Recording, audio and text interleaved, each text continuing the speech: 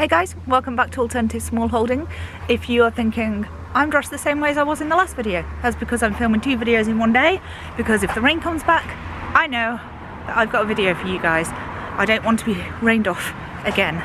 So we've got some more jobs that we're getting on with today. Continuing from the last video where we talked about garlic and leaf mould. So I'm going to take you up to show you what the bearded dude's doing. Bearded dude is trying to take up this weed membrane that lines the raised bed box. If we get the last of that soil in, then fingers crossed we can start, we can staple that weed membrane back into that box, which is here now, and then we can start filling that back up with soil. We're not going to use that until, well, until say March, April next year when we plant carrots, but if we get it done now, it's another job off the list. And that's the thing, just doing one job off the list makes everything so much easier. But I don't think I'm going to get this job done today. This onion bed, that's a job for tomorrow. So what I'm doing now is I am going to eat, because I've still not eaten. Bearded dude is going to try and shift that weed membrane, and then I will help him to put the soil back in. This bush here, this currant bush here, I'm trying to get that out because this is where the path is going to go. This apple tree will need to be pruned and re-supported because it's fallen down and it's stretching across this way. But we want the path to go straight up the middle of the plot here. So there's 1, 2 currant bushes that need to come out. They're both black currants, and then on the end we've got the red currant. So we've taken loads of cuttings of that because we want more red currants and no black currants. So getting rid of these 2 bushes. If I get them out of a decent root ball, I might just put them by the compost heap and see if anybody wants them. But talking about things found on the compost heap, look at this beast. I mean, these roots are massive and really thick. This is a massive Rebab Crown that someone had just dumped on the compost heap. My initial reaction to that was obviously, ooh, I'm going to plant that, make more rhubarb wine. But our rhubarb does this really well. It's a massive old plant. It produces really, really good weight every year. So I'm going to take that to my friend's house, well, my friend's farm, and she is going to give that a new home. Hopefully this time the geese don't eat it. Now, one of the jobs that I keep forgetting to do is to sort out all my dead chilies. I'm taking out the labels, and then I am breaking off the root ball so all the soil goes in a bucket. The plant will go on the compost heap, and then this will be full of soil, and I'm just going to put that back on the beds so that it adds more soil to the ground. Obviously it's not got nutrients in it, it's not really nutrient dense anymore, but anything we can add back into the soil to keep it building up, as I keep saying. Sound like a broken record, don't I? But that's something I really believe in.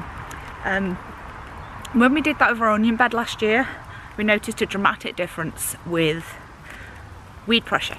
There is much less in last year's onion bed, even though it's just been left, than anywhere else on the plot. I'll show you that in a second actually. Let's get the last of these broken up,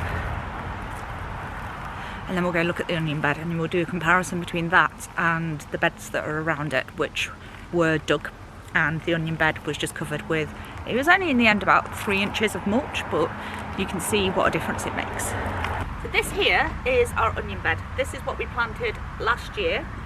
We had a fantastic onion crop from it. I'll link that video down below so you can see. But what we did is we just covered this with a couple of inches of compost, and that, as you can see, has kept the weeds down quite a lot. There are a couple of dandelions coming through, but nothing that we can't remove.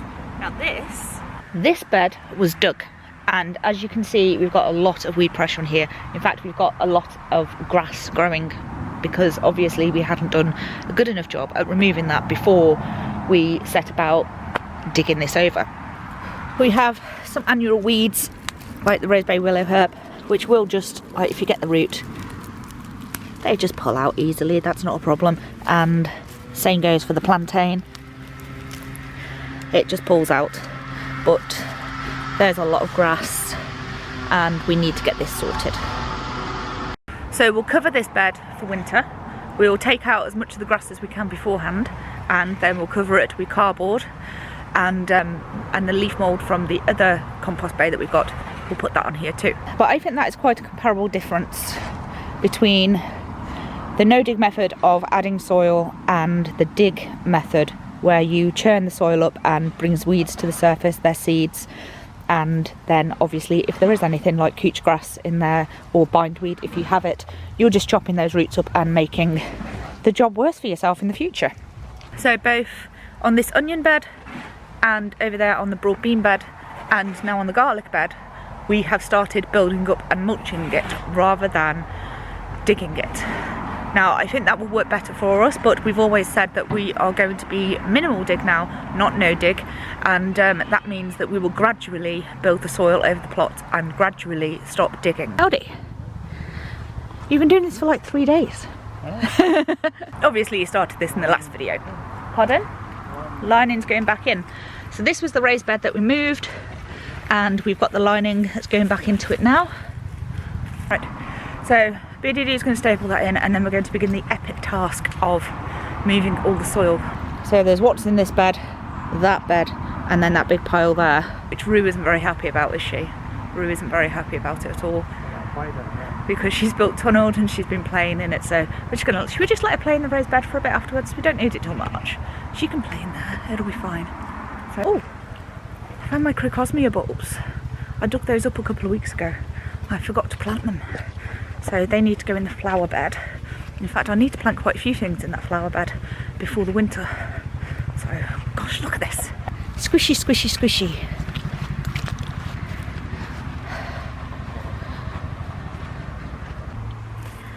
Look what I just found in this pot while clearing out the greenhouse. Is that like the world's smallest watermelon? It seems one of them did actually take, and it's a bit soft, which means it's either rotting or it's ripe. So I haven't got a knife with me. I'm just going to cut into it with these scissors. They don't look very nice. Now I think that's more on the rotting side of ripe. Definitely rotting. So that'll go for the birds. I'm sure they'll enjoy it. Off it goes. That's a shame. That would have been a nice little treat. Nice little surprise. Never mind. Right, while I'm carrying on with sorting these pots out, I just want to say a huge thank you to everybody who has purchased our new merchandise. If you haven't seen, we have a new merchandise account over on Teespring, and it's not only just our logo now, we also have our motto of grow all the things on t-shirts and mugs and bags, and you can get a left-handed mug because somebody told me that when you hold a mug the logo is always facing up, but if you're left-handed it faces towards you. So could I do it so that it faced the other way? So I did. And the grow all the things design comes with either foliage surrounding the design or with vegetables, so you can choose. So thank you to everyone who supported us so far. You've got the next shipment date, if you did order, is the 18th of November, and then they'll be renewed, and after that I think it's about another 3 weeks, so you should have them still in time for Christmas. I'll put the link to our Teespring account down in the comments below. This bucket's almost full. That's another job off the list. That should be on a t-shirt. Another job off the list. This is a gorgeous autumn day. I love the weather like this when there's chill in the air, but if you keep busy you don't feel the cold and you don't get too warm either. So really dude's doing a good job on the raised bed. I don't think we're going to get it filled today because the light is starting to go now. This one's tough. You can just go like that for now. Right, so yeah, but let's try and get that blackcurrant bush out. Could be quite a task. I haven't brought any like long hand loppers to chop any of the roots off, but we'll give it a go.